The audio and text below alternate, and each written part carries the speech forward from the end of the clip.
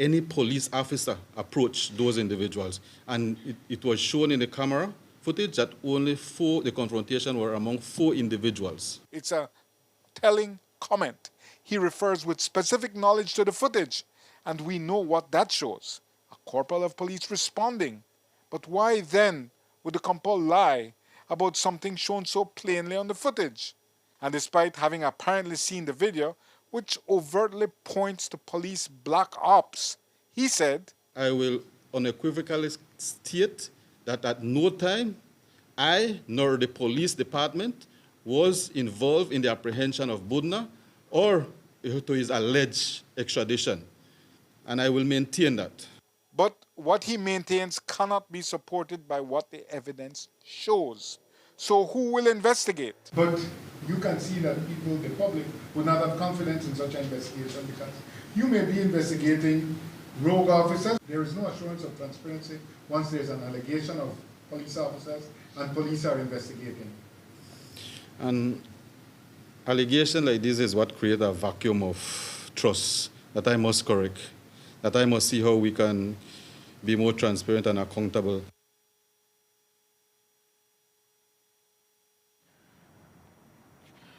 Jules, welcome back.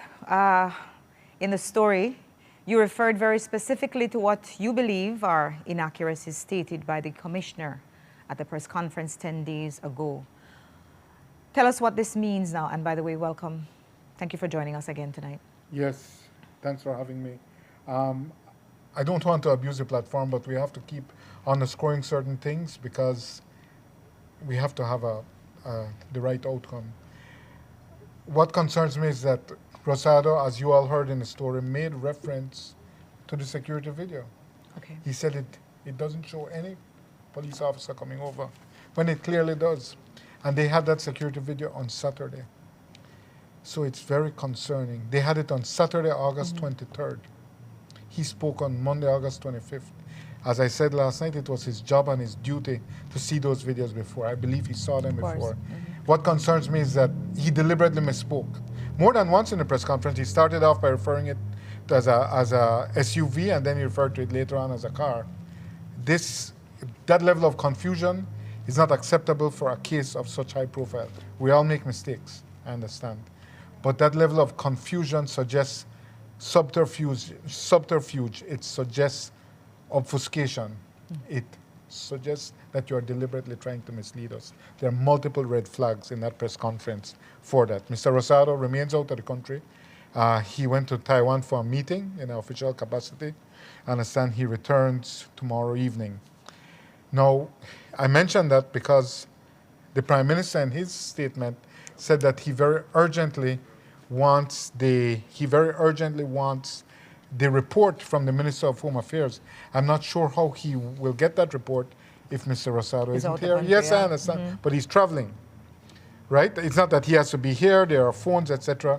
But I'm very interested in seeing that the Prime Minister very urgently wants this report. Remember, this happened in his constituency. Didn't happen in another part of the country. It happened in Orange Walk Central. Now, there are, as I said, number of red flags in the press conference, but number of red flags coming to us in the past few days. We've heard that a number of police officers who have been allegedly implicated in this have received promotions. Now, a lot of names are going around. We mentioned a name in there, Mr. Flowers, and he has denied it flatly. Fine. I haven't heard that name once or twice. I've heard it at least 24 times by people who saw the video. But he denies it, and fine, accepted. Right. But I'm concerned about the promotions. There are reliable reports that a number of officers have gotten special promotions. The exams are not until next month. Special promotions are for special officers. For example, an officer who is still an acting corporal gets promoted to sergeant. Not even confirmed as corporal, jumps up to sergeant. And this is one of the officers whose name is being mentioned in this, among these 4. There are a number of promotions, and my concern is that these are being given out as inducements to these police officers to keep quiet. And they can only be given out by the special promotions can only be given out by the Commissioner of Police. And I'm reliably informed they are being given out. And that is an inducement to pervert the course of justice. What is the timeline for the promotions, Sir Jules? Monday, Wow. the 25th. Okay. Okay. Monday, August 25th. Okay. Gotcha. I'm still hearing about them. Okay. But if promotions are being given, and this, we don't have the factual information, we have to go on best reports. If that is the case, it becomes something of a higher level because that is an inducement to pervert the course of justice. And if people sworn to protect the law and uphold the law are inducing others to pervert the course of justice, it is of concern. I have to raise it. This is speculative at this point, however. It is reliable information, Okay. but I do not have the documents in my hand because those documents are the domain of the highest level of the Fair police enough. headquarters. I don't have Mr. Rosado here to ask him. Okay. So that is my concern, but we want answers on it. But I know a man, I'm saying like this then, who last week they were corporal and they have informed their peers, I am now a sergeant. Right? And these are people who were along that chain. We have to wait and see. But you know, the issue that we quickly need to go through is that the Prime Minister, there are many concerning things in his statement. Clearly, he's under pressure. But he's also asked for an investigation. Yes. By whom? Well, and that's the question. How can he rely on a credible police Right. investigation when police are implicated? I'm saying you all saw in the video. A police officer, a corporal, at the Orange Walk station came face to face with the abductors. They had an exchange and nothing happened. You have a witness. I'm repeating myself, I'm aware. Yes. He went back into the station, did not make an entry in the diary. Nobody did anything. This is criminal collusion. So I'm just saying, you expect these people to investigate It's a it? kangaroo court. It's laughable, but he's urgently waiting on this investigation, and this investigation will for him confirm everything. But what amazes me or what the Prime Minister says and what concerns me, he loves to boast. I don't watch the news. I don't watch you. I don't watch this one. He told Budna in their exchange, well, I don't watch you, but people tell me. He's informed by people constantly seeing the media, consuming media for him. But he says, I have not had a chance to see the video. Bro, it takes 40 seconds to see what we aired. That's my first concern. Second concern, why couldn't those videos be brought? Yes, that's what he said today. I've not had a chance to see the video. So then why weren't the videos brought to cabinet? Why weren't they displayed in cabinet? Why have they showed no interest? It happened in your constituency. Yeah. You had an exchange with the man the day before. It's of a political interest to you. So to me, it's unacceptable that the Prime Minister will say it. I understand he's busy at the investment summit. But how will you say, I have not seen the video that I've been busy here since yesterday? But when he gets this report, he's going to tell us if there's a need to do an independent investigation.